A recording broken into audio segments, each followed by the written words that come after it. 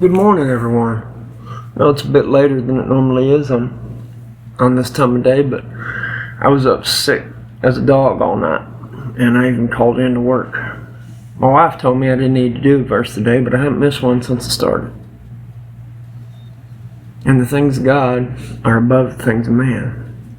So I'm about to do this every single day that I'm able until I'm not on this earth anymore. So, let's do a verse today. 1 Corinthians chapter 2, verse 7 and 8. But we speak the wisdom of God in a mystery, even the hidden wisdom, which God ordained before the world unto our glory, which none of the princes of this world knew, for had they known it, they would not have crucified the Lord of glory. I've preached on that before, I believe. But we speak the wisdom of God in a mystery because the wisdom of God confounds the wise.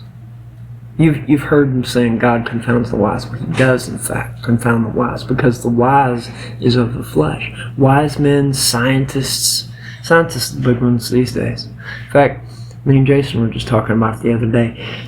In fact, me and Billy were talking about it as well. Friend of mine, Billy, and we're talking about dinosaurs. And I believe I've talked with y'all about this before. Dinosaurs. We were raised in school. From the time we enter in school till the time we get out, to every time we see the news, they find a new fossil or whatever, we see that the world is millions and billions of years old. At least that's what they say. Dinosaurs predate 50 million BC, before Christ. Now, 50 million BC, they use 50 million BC. They use BC, before Christ. These scientists created a dating system centered around Jesus Christ, with whom they don't believe. Isn't that a bit bizarre and awesome? Now, here's the problem with their theory, 50 million BC. Their dating system is based upon a theory, not fact, a theory. Here's another problem. The world isn't that old. If you believe what's written in the good book, the world isn't near that old. Not even close. And I believe what's written. Because I believe in God, and I believe if the world was older than it is, God would have it written. So we're taught to believe that the world is a lot older than it is. Now, if you believe the world is a lot older than it is, then you start having a hard time believing the Bible. In which case, that's where wisdom breaks away from God. Because wisdom, the wisdom of man, is to believe the wisdom of man. As a wise man, you are to believe everything that's written and printed and spoken of and understood of man. So being a wise man in the world is being wise about things of man. I'm not saying all scientists. Not all scientists in the world are against God, but a lot are. More than there isn't. Science as a whole, believes there's no need for a supreme deity. Well, here's the problem. God isn't a deity. A deity doesn't exist. God is the one God. He's not a supreme deity over all the other lesser deities. He is God, the only God. Men get so wise that they start believing themselves gods. But we speak the wisdom of God in a mystery, even the hidden wisdom, which God ordained before the world unto our glory. What was the hidden wisdom? There's a lot of hidden wisdom. There's a lot that we don't know. There's a lot that we don't know. A lot that we'll never know. Except maybe until we're in heaven. And even then, I bet there's much that we'll never know. And to be honest, we probably won't even care. We have all these questions now. But when we finally reach glory, are we going to care about the things of the world? I'm inclined to believe we won't. And if we do, and we ask, I'm sure God has an answer. But again, we're going to be living in eternal harmony with our God. He's going to live with us, among us, not above us, with us. So what question that's ever happened on this earth could matter when we get to live among God,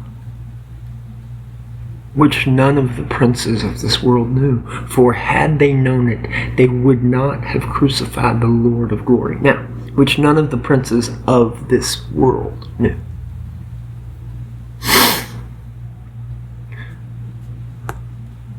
That's more than just man. Princes of men. This is Satan, the great deceiver, the prince of lies, the king of lies. And all of his evil spirits and demons and devils are all considered princes of darkness. For had they known it, they would not have crucified the Lord of glory, because by crucifying God, by crucifying Jesus, God in the flesh, Satan lost the keys to death. He literally shot himself in the foot. Right in the foot. Honestly, he cut his feet off and his hands. And he did it to himself. God set a purpose, a plan, a goal, God's will. And he moved through the free will of man and evil. Through the free will of man and Satan and all his demons and devils, all the way, and boom, made it right to the goal. Still did what he set out to do through all of the free will. That is the power of God. Satan has contend with free will on a daily basis. He'll have plans that go awry. A-W-R-Y. He'll have plans that go wrong. Sorry, you'll have to forgive me. I'm still not feeling too good. He'll have plans that won't go the way he wants, because he is a lesser being than God. He does not have the power of God's will. He has to work within the confines of time. Because Satan is a created being. He is not God, or a God, as he likes to present himself to his followers. He is a lesser being. He was an angel that chose that decided he was greater than God and chose to rise up against God. And what did he get for his trouble? An eternity unto death here on earth. So his goal now is to try to take all of us away from God, because his end is coming. And to a being that believes himself immortal and eternal, death comes quickly.